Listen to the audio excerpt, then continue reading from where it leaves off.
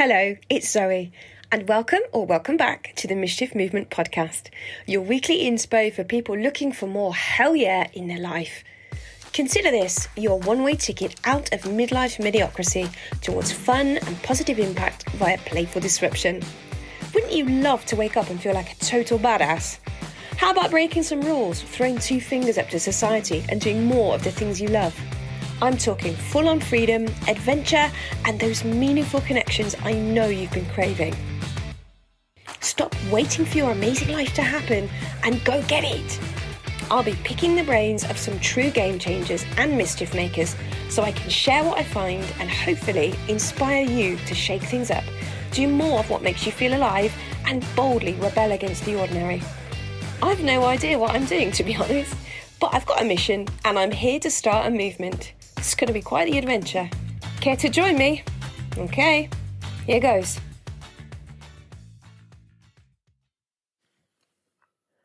Jenny was a woman without a mission. She was comfortable in her 9-to-5, but bored as hell.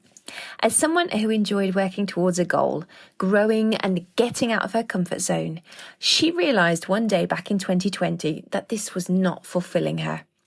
The more she thought about it, the more she wondered if she could take her passion for motorcycles, ignited only 12 months before, and create something that could help other women who were interested in motorcycling.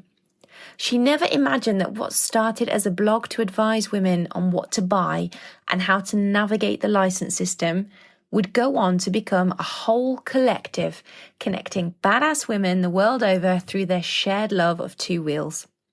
In this episode, we talk about creating a community, finding courage, and how developing confidence in one area of your life can then create a ripple effect in all the others. So hi, this week we've got Jenny on the podcast from Ride Like a Girl. So hi, Jenny, it's lovely to have you. Thank you for having me. You're so welcome. How are you feeling this morning? I'm good. I'm excited. It's been a fun morning so far, and I'm even more excited that I get to catch up with you. Oh yeah, me too. Because we actually met. We did in real life finally at Camp VC, didn't we? I know, real life friends on like the wettest weekend in history, where I was probably like really miserable, but I was happy to see you. That's Wales. Yes. Would you like to introduce yourself a little bit? Yeah, so I'm Jenny, and I never know what to call myself. I'm still deciding on it, but I'm either like the creator or the founder of Ride Like a Girl. And I started Ride Like a Girl, which was a blog. It was a website and a blog. And now it's kind of morphed into an online community for women that are interested in motorcycling. And we're now branching off into do, all sorts of things like events, and now we're doing merch and stuff. It's all very exciting. I love that. I love the fact that it started from a blog. But as you said, what you're building, what you've created is a community. Yeah. And that's my favorite thing about it now is the community. I don't have necessarily a name for it, like some famous people have names for like their fan bases or whatever. I don't want to say fan base, not fans, but you know what I mean? It's like, I don't have a name for my community, but it's definitely like a collective of really awesome women, some who already ride motorcycles and a lot who are interested and want to sort of dip their toes in the water, but maybe don't know exactly where to start. So everyone who comes on this podcast is a little bit rebel or an all-out rogue. Can you tell us about your finest act of rebellion, or even perhaps how you add a bit of mischief into your life? Well, definitely. As you've probably guessed by now, I add a bit of mischief into my life by putting a big engine between my legs and going wherever I want to go, and now being a bad influence and trying to get other women to do the same, because it's the most fun thing ever and not enough women do it, and more of them definitely need to try it.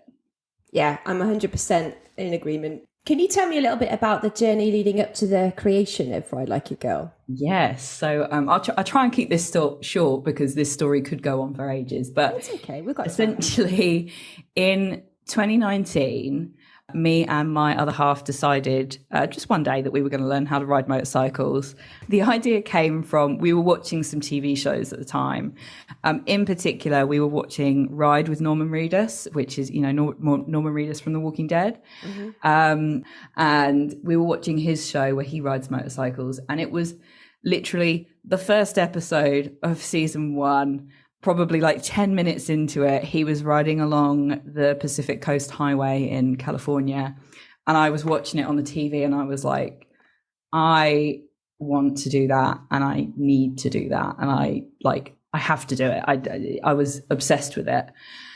And so I said to, my other half, I was like, I want to do this. And like, I've got this weird like feeling that if I don't start working towards doing this now, I'm never going to experience it. So I want to learn how to ride. And he was like, well, I've always wanted to learn how to ride a motorcycle. So should we do it together? And, it'd be a bit of fun. And because we don't really, we're quite different in terms of, our interests and stuff. Yeah. So we've never really had a shared hobby. And it was something for us to do together. And we were like, fuck it. Yeah, let's do it. So right at the start of 2020, we went for our first lesson together. And both of us were just like absolutely hooked from the first hour. I can remember like literally riding around a car park in first gear with like the biggest smile on my face and just thinking, this is excellent. So yeah, and then it was like, right, okay, well, let's do this then. Like, let's properly invest in this. We both went and did our CBT, so our compulsory basic training. We got tiny little bikes, rode around on them for a while. And it was at that stage that I started doing a lot of research online because, I mean, as you'll know, like when you learn to ride a motorcycle, it's not just riding the motorcycle. There's so much other stuff that you have to know. The licensing system's really complicated in the UK.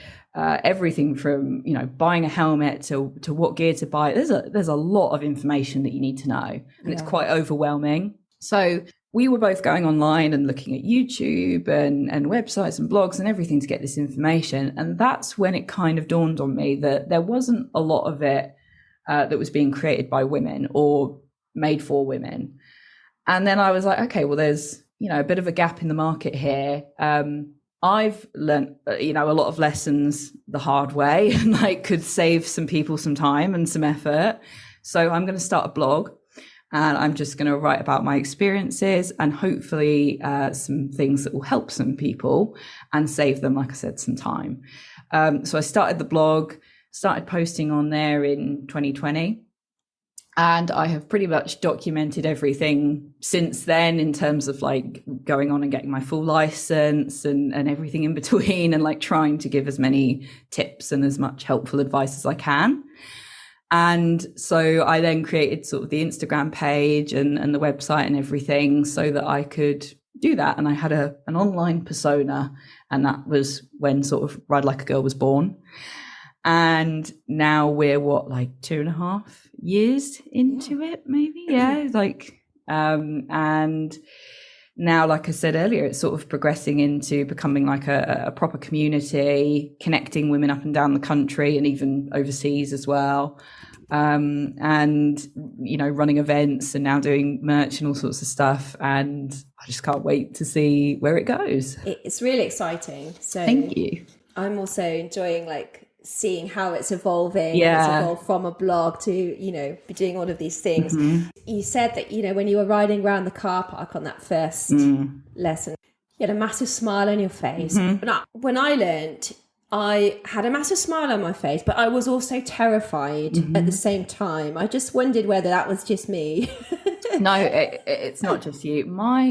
For me, the fear was in the road and other drivers. And so fun fact about me is I don't drive, which a lot of people are quite shocked by. I just ride motorcycles. I don't drive, but you skip that step. I am going to pass my driving test, hopefully next year, but we'll see. Just because now I've conquered the fear of the road. So yeah, so the fear for me was always in the road because I feel like I got riding a motorcycle really quickly. I was a kid who grew up riding a bike everywhere, to school every day and, to friends' houses and just miles. I grew up in Somerset and it was quite boring and just used to ride my bike everywhere. So being on two wheels was the easy bit. The fear of the road was the bit that gave me a lot of anxiety in the start.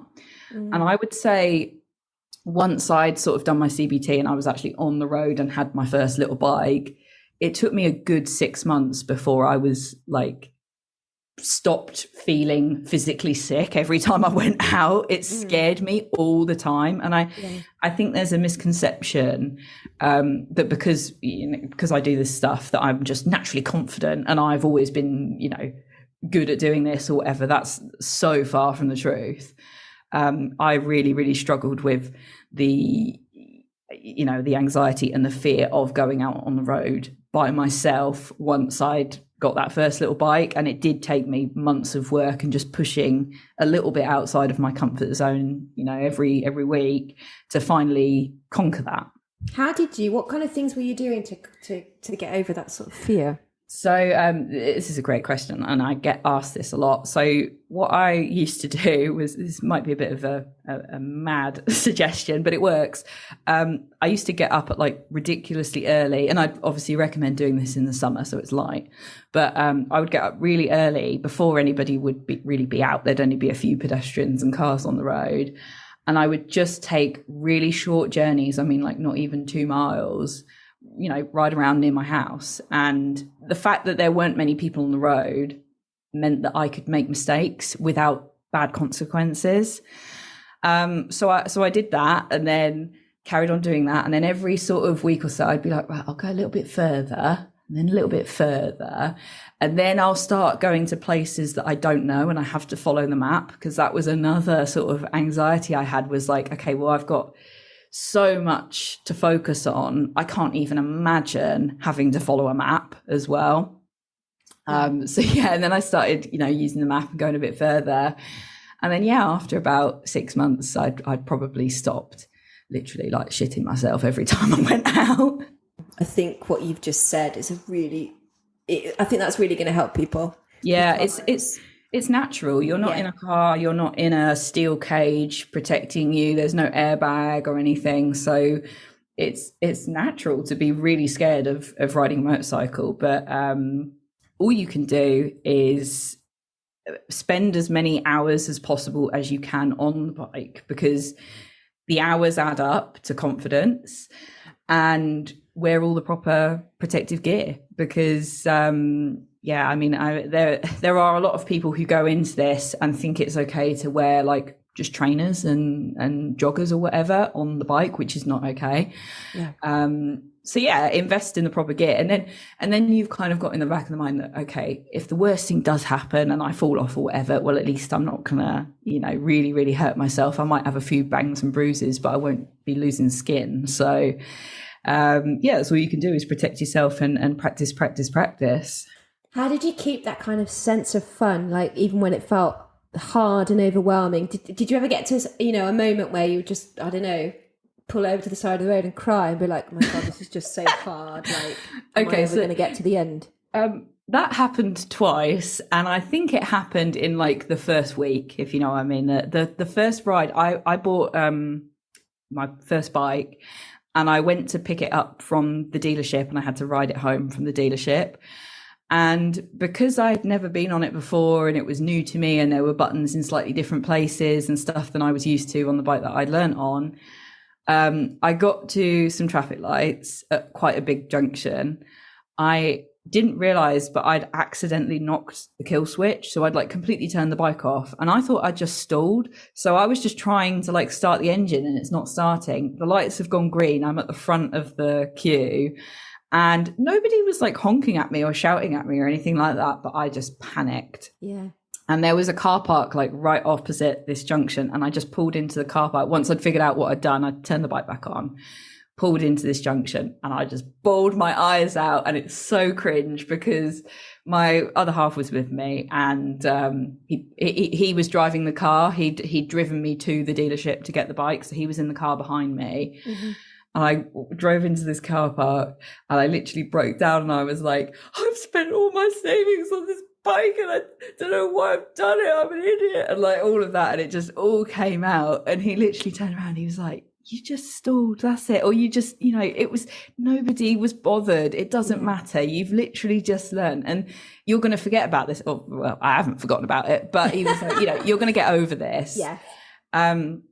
And a similar thing happened about a week later. I think I just probably stalled it or something. But yeah, I mean, as much as I was having those moments, the other moments where I was riding along the Brighton coast, those moments were like, holy shit, this is the best thing ever. This is the most fun that I've had in years. And that was making up for the crying in a car park moment. Yeah, I think there's a lot to be said for those, those moments where you just kind of question what you're even doing. But if you can just kind of hang on to the, just hang on to the vision of, but this is where I want to get to. And I know once I get there, this is going to just seem like nothing. Exactly. And like you just, when you're learning anything, I think learning is harder as an adult. And like, I think the older you get, the harder it is to learn new things. And we're incredibly critical of ourselves when it comes to learning. And I always try to picture, that little Jenny learning to ride a push bike for the first time with no stabilizers, and thinking, well, what would you say to her if she was crying in that moment because she'd fallen off her bike or whatever? You'd tell her, don't worry about it. Pick yourself up, dust yourself off, and try it again. And then you do that for long enough, and, just like riding a bike, you just do it on auto, and you don't think about these things anymore. And that's where the real enjoyment comes out for me of like riding a motorcycle, is when you've gotten past all of those sort of like mental roadblocks, and you finally get to the point where you just don't even have to think about the clutch and the gears and everything, because you just do it automatically. You think if you've been in a car that you know what it's like to drive or to ride, but the sensory experience of riding a motorcycle is completely different. You're getting the wind in your face and the smells and the sights, and you see things that you wouldn't see in a car, and it's so different. And it's well, I keep saying, it's just the best feeling ever.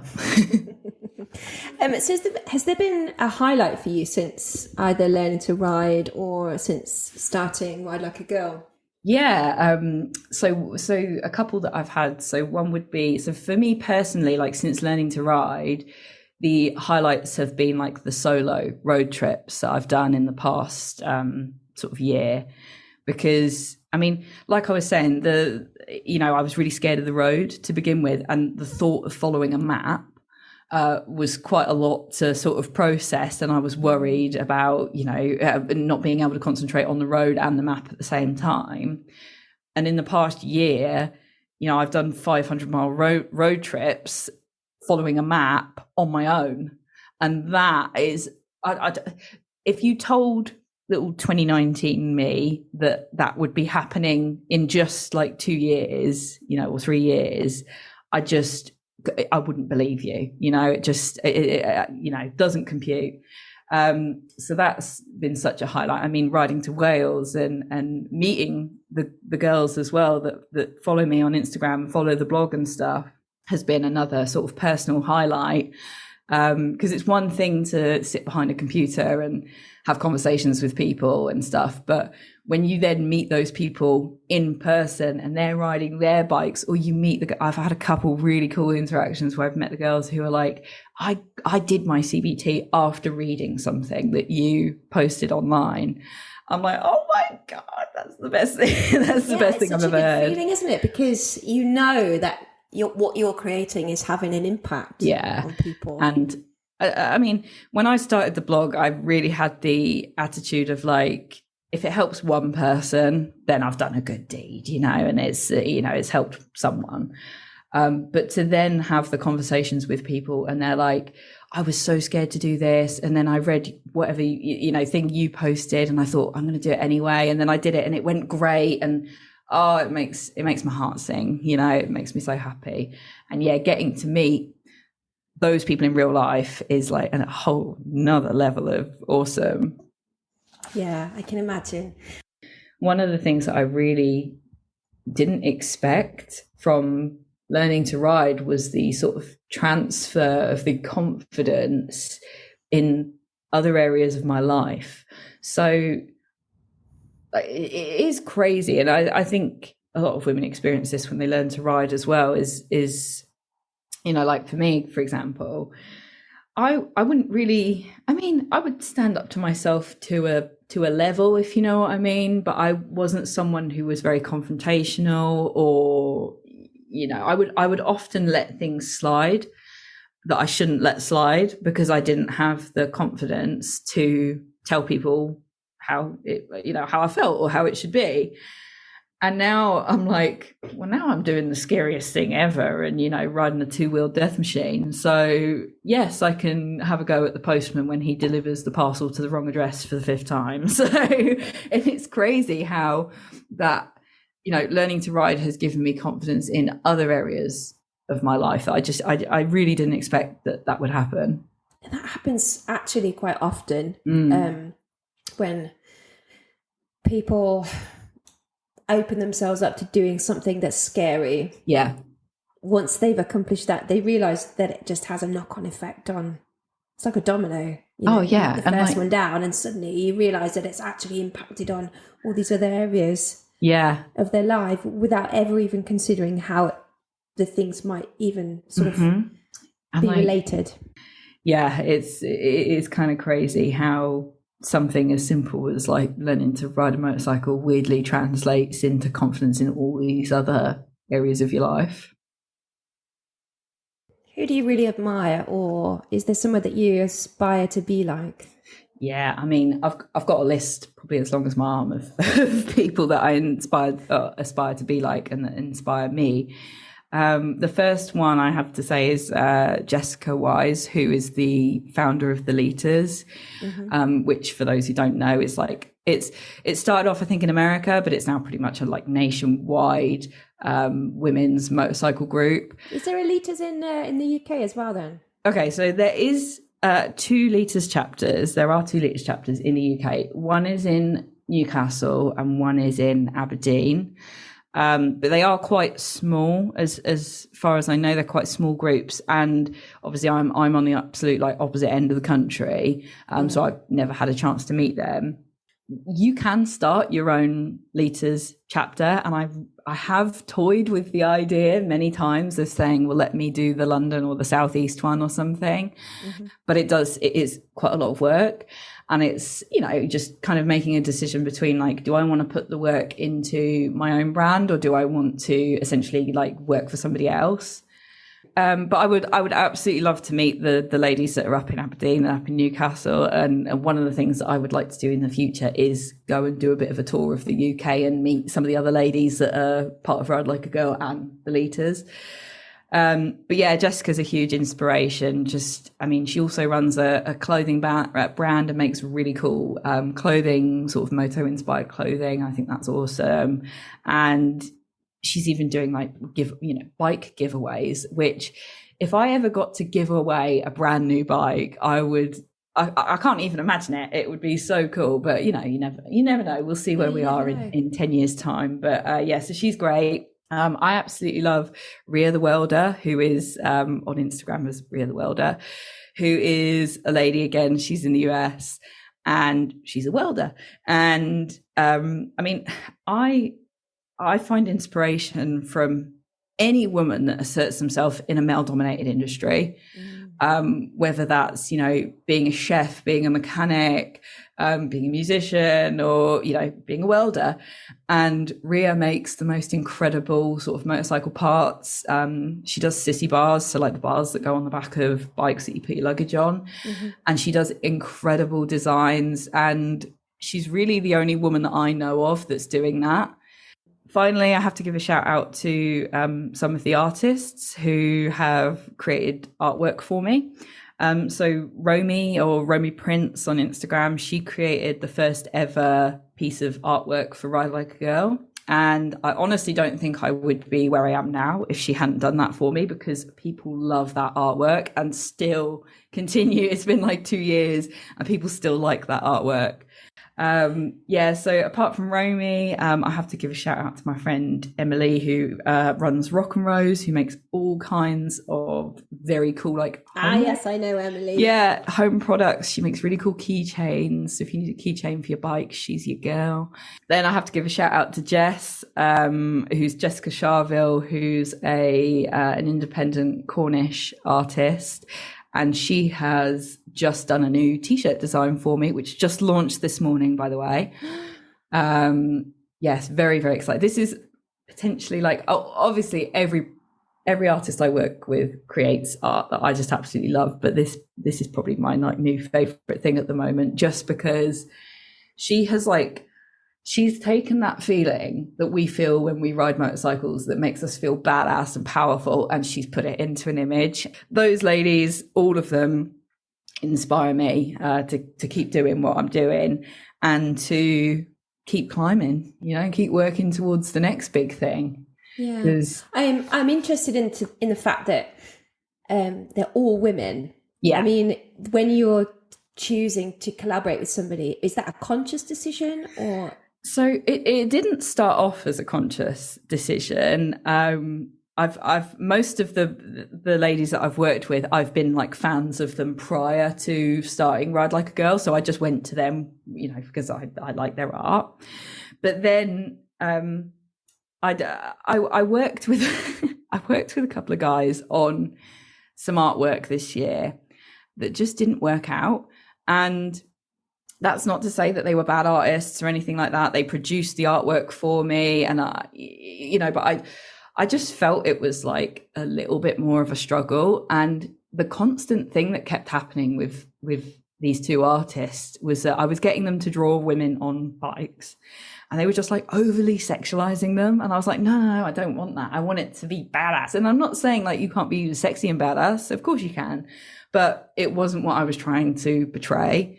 We got to the finished product and I was like, it doesn't fit me, and it doesn't fit my brand. It doesn't represent what I want to represent. Okay. So I just kind of took the losses on them and said, I'm not going to use this, and I'm going to move on and find someone that does fit my aesthetic. And at the end of the day, I want to create products that make women feel like badass, and think, yes, that's exactly what I want to wear on my back, and that's what I want to show the world.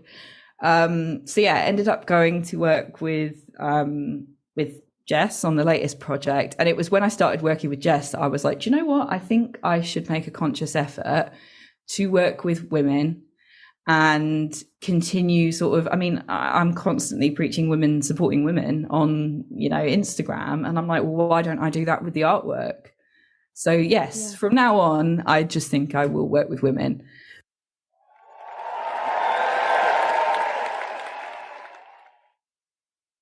This episode is kindly sponsored by Plight Club, a brand whose mission is to change the attitude towards vulnerability by encouraging more conversation around it in order to increase real human connection. When you can express your feelings constructively, you can work through your fears, open your heart and find your place in the world. The vehicle for these conversations is clothing, or connection clothing as it's become known. Connection is one of my core values, so I'm thrilled to be able to partner with Plight Club so we can join in our collective goal of bringing people together and helping you rebel against staying the same. Sustainable, organic and rebellious, of course, Plight Club also uses 50% of their profits to fund proactive suicide prevention in the form of coaching, support and awareness raising, which enables people to understand their emotions and express how they feel constructively. Become a vulnerable with us. For more info on the brand or to buy online, go to plightclub.co.uk or follow on Instagram at plightclubhq. Now, back to the show.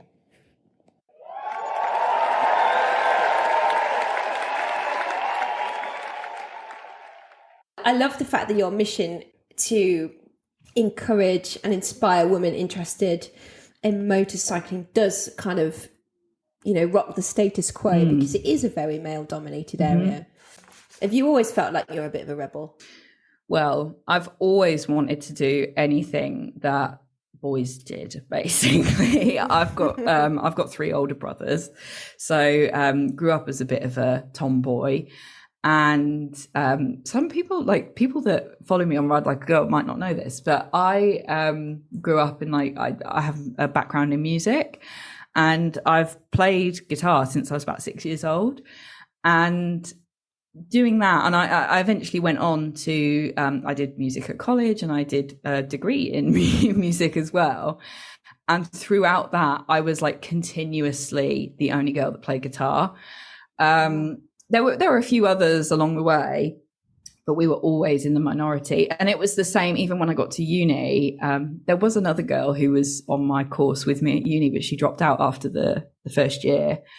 And it was the same with like the drummers and the bassists. And it was consistently like there were like one or two girls in a course of like 30 to 50 guys. Why do you think that is? I think personally that's because girls aren't given that option when they're young. So they're not presented to play the drums or the bass as maybe, well, not necessarily they're not given it as an option, because of course you can do it, but it's not marketed to girls, you know. And it's like, it's changing now, things are changing. So I think it's a mixture of like, if the representation isn't there and little girls don't have these idols and these stars to look up to, then they don't get the idea in their head in the first place that they could do that. If I did have children, I would want them to play with whatever toys they want, to do whatever they're interested in. And I wouldn't give a fuck if my little boy wanted to do ballet and my little girl wanted to do boxing. I would let them do whatever they wanted. But I think a lot of parents still think of it as, you know, oh, we want the girls to do dance or singing. And this was the thing, is I was constantly mistaken as being a singer. Like even at uni, I would meet other people that I went to uni with, and they would just assume that I was doing vocals or the songwriting course or something, because the assumption is that you're not playing guitar, drums or bass.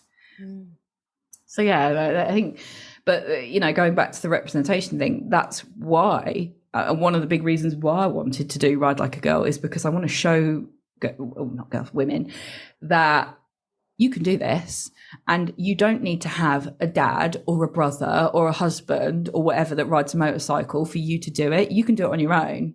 Like, no problem.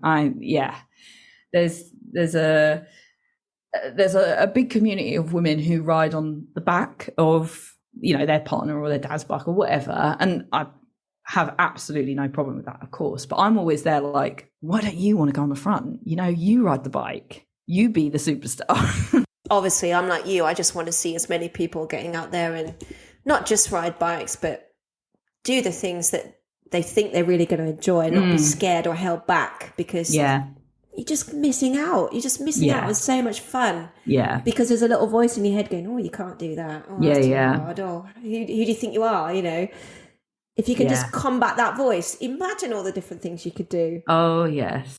There's too many women who hold themselves back from doing things like this because they think that they're not capable of doing it.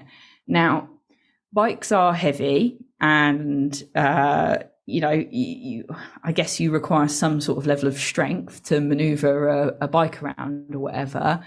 But trust me, your husband, your brother, whoever, they can't lift up 500 kilos on their own. So if they can push that around on two wheels, then you can, because it's skill and it's technique. It's not strength. I was going to say, it's more about the skill and the technique, isn't it, than just brute force. And there's a lot of these sort of outdated misogynistic ideas in the motorcycle community about women not being able to ride motorcycles, and I think every one of them is bollocks, and I want to put them to bed, because there's women who believe them as well. I mean, I get a lot of messages from women who are more petite, and they're like, oh, I don't know if I can have this bike because I think I'm too short.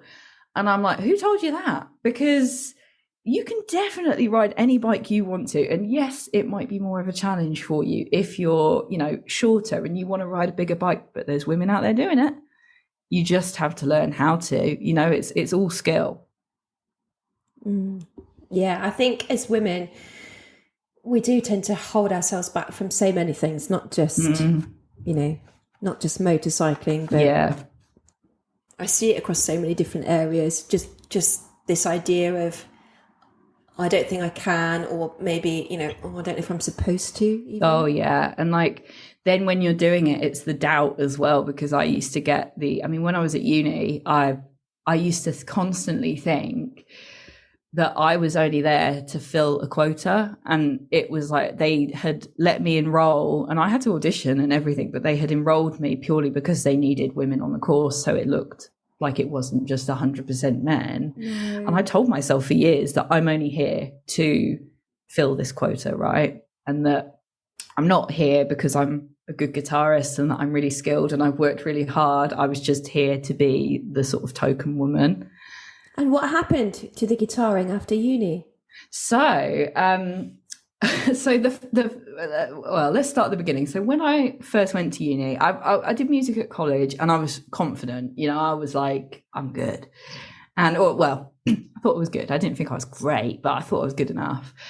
And auditioned for uni, got in, went to a specific like music university and did my first year. And throughout that first year, I was still convinced I was going to be a rock star. I was like, this is it. I'm going to be a rock star. I'm going to travel the world. I'm going to play guitar. And I'm going to be like, I wanted to be a session musician. So somebody who essentially plays for other people. So say like when Pink goes on tour, she needs a woman to play guitar for her. I wanted to be that person. And that's what I thought I wanted to do. Mm. And then the sort of second and third year of uni, I just became sort of overcome with anxiety, and I think it stemmed from feeling the pressure of being the only woman that left, you know, on the course. And it was this is one of those things where I don't know if this is true or if it was just how I felt in the situation, but I just constantly felt like all eyes are on me. I have to be good. I cannot make mistakes, and I cannot be the worst guitarist here because I am being eyeballed by everybody else on this course. And they all just think I'm here because I'm a girl. And so I felt a lot of pressure.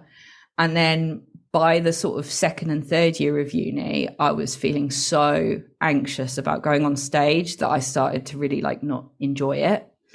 And yeah, it's just, you know, it's just one of those things that, you know, it was a lot. And there were like incredibly skilled people at studying the same course as me. And comparison really is the thief of joy.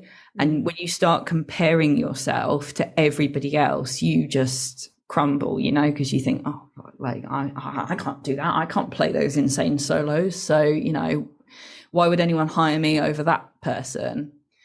So then I decided, I was like, I know what I'll do. I'll be a teacher. Yeah. So I was like, oh, I'll be a teacher. I mean, I loved my guitar teachers when I was younger. And I thought, well, I never had a female guitar teacher. And I thought, well, what an amazing thing to do is I'll be the female guitar teacher for those little girls who want to learn how to play. So I went back to uni. I did like a postgrad certificate thing in teaching and education. And during that year, I also worked as like an unpaid teaching assistant for a year, and I completed that course. And then I was looking at jobs, and I just like the job offerings that I would be interested in were paid so poorly that I was like, I can't even live on that amount of money. And then you have to sort of basically work another job to make up for, you know, the rest of the money that you just need to live. And I still kind of kept up that dream for a little while. I was like, I'll make it work. I'll make it happen. And in the meantime, got an office job, which did pay my bills and, you know, I could just do. It was easy and it was comfortable. And so that's what I kind of fell into. And I still do the 9 to 5 now. And, you know, I will say I'm not interested in it. It doesn't excite me in any way. It's literally just something that pays my bills. Then I can't not ask you, but I mean, is the music dream still there somewhere? I think, I don't think the music dream has died, but I think I've just realized that like I'm happiest when I'm alone in my room playing the songs that I love on my guitar and just listening to it myself. And I'm not having to create for anybody else. And yeah, so I think the music dream has been replaced by the motorcycle dream now, because I'm still very critical of myself as a musician. And that's why I probably like sitting in my room and playing guitar on my own, is because I don't have to, perform for anybody else. And I think that's why after a few years of that job working in an office, life became very dull, and I had sort of like 3-4 years where I wasn't doing anything or working towards anything. And I'm definitely the kind of person who likes to have goals and achieve things and like grow and progress. So I had that sort of 3-4 years where I was like, God, I'm really not doing anything, and I'm just being comfortable. And that's probably why in 2019 it suddenly was like, I'm going to learn how to ride a motorcycle because that'll give me something to do. There is so much growth in discomfort. Mm-hmm. And the problem is you don't want to put yourself out there because it feels really uncomfortable. Mm-hmm. But when you don't do it, you just stagnate. You just stay the same. Absolutely. Life begins outside of your comfort zone, you know, and like, whilst I kind of agreed, or I kind of decided in my mind that I was like, music is what I do to sort of soothe my soul and like keeps me happy, but it's just me and my personal journey with music, and I don't really want to do it for money or do it for anybody else. And then when things started getting a bit more interesting with Ride Like a Girl and people started paying a bit more attention to it, it was like, okay, well, here's something that I'm much less critical with myself about, and I love and is exciting, and I can help inspire, other people. And it also sort of scratches that itch of wanting to teach a little bit with, with the blog and giving help and advice and all that sort of stuff. And it just feels like this is what I'm meant to do. Things happen at the right time that they're meant to happen, I think, a lot of the time. Yeah. And like, that's why now, I mean, I feel like a lot of what I do with Ride Like a Girl is simply hand holding and being an ear for somebody who just wants to tell me about how their training went or how their test went. And, they want to speak to someone who's been through it and understands it from, the same sort of perspective. And yeah, a lot of what I do is just, I get messages quite often and it's just women saying, I went for a lesson today and it was really awful and I don't know how I'm going to ever go back. And I'm like, listen, it's going to be okay. You just need to get back on it. It's a new day tomorrow. And, you've got to live your life. You've got to do these things. Otherwise, like we were saying before, you can't just stay in your comfort zone all the time because there's no growth there. So yeah, it's nice. And that's why I think I'm sort of at the very start of the beginning of potentially like turning this into a career, hopefully. Mm-hmm. I would love to work in the motorcycle industry, even if I could swap my 9 to 5 for a job in the motorcycle industry whilst I do the Ride Like a Girl stuff. I would love that. Yeah. What's there in the big vision for Ride Like a Girl? Good question. I mean, what I want to do is obviously grow it. I want more people to join and more women to follow along and learn how to ride motorcycles. And then certainly the community aspect of it, I'd love that to grow and have more sort of meetups and groups in different areas, particularly of the UK. I would love to be able to have sort of like when you go, because there's loads of different motorcycle events up and down the country every year and festivals throughout the summer. I would love to have a stall at the motorcycle events and be able to sell my products, but also meet, more women and hopefully get more women on motorcycles and get them to learn. I have toyed with the idea of potentially training to be an instructor, just because that fits in with sort of the background in teaching and the love of teaching and everything. But it's very much the same thing with the instructor thing, whereas you do a lot of training and you don't get paid very much at the end of it. But it would mean that I got to spend a lot of time on a bike. But you can't train to be an instructor until you've held your full license for 3 years. I'm like 2 years away from that. Mm-hmm. So yeah, I've got a bit of time to think about whether that's something that I would consider, but I think it'd be something really cool to have under my belt, is to be able to instruct people. My first ever instructor was a lady called Sue, and shout out Sue. She was incredible and it made me feel so much better about myself in the first early days where I was really scared. And, you know, Sue had told me stories of, you know, when she did her big bike test, that she literally broke down on the side of the fucking motorway crying and stuff. And that just made me think, oh my God, that made me feel 10 times better knowing that she'd done that. And look at her, she's an instructor now showing me what to do. And I was really gutted that when I wanted to go back and do my full license, Sue doesn't offer that. She's not a fully trained instructor, so she couldn't do it for me. And I was like, no, because I wanted to learn with Sue. And then I had a series of different male instructors, and I only had like one that was really bad. But we finished with a great school that was 1066 in Hastings in the UK, which they're fantastic, by the way. Definitely recommend them. And they were all so lovely.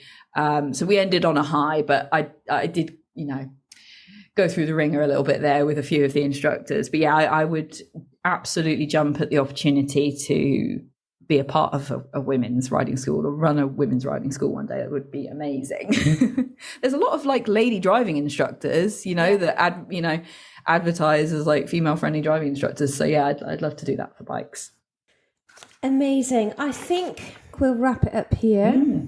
I just want you to be able to tell everybody where you hang out on social media and how they can find out more about you. Yes, so you'll mainly find me on Instagram. That's where all the fun stuff happens, and that's at ridelikeagirl.co. You'll also find me these days on TikTok. I'm now TikToking. You're not. I am. I'm TikToking. I love it. Same as Instagram at ridelikeagirl.co. There's my website, which is www.ridelikeagirl.co. And apart from that, I'm also on Discord, which a lot of people don't use Discord, but I'm encouraging people to join it because it's really just like a big WhatsApp group where all the ladies can join and we can all have chit chats and share photos of our bike stuff and adventures. And I love that. And that's not just exclusive to like existing riders, is it? It's also anyone that wants to join it. Before. Yeah, if you are brand new, if you've just decided this morning that you want to learn how to ride, you can come and join, have a chat with us. There's within the Discord server, there's all different chats that you can join, and one of them is for beginners, newbies, and then you've got different adventures. So if you've been on a road trip and you want to share your pictures or whatever, you can go on there, and it's really fun because we all get to talk to each other. So yeah, I want to encourage all the ladies to come and join on Discord because we're all such a supportive group. And it's also where we're sort of making connections. So we're getting the ladies who live in locations who are going, I don't know anyone else that rides. I don't know any other women that ride, to meet other women that ride in their area.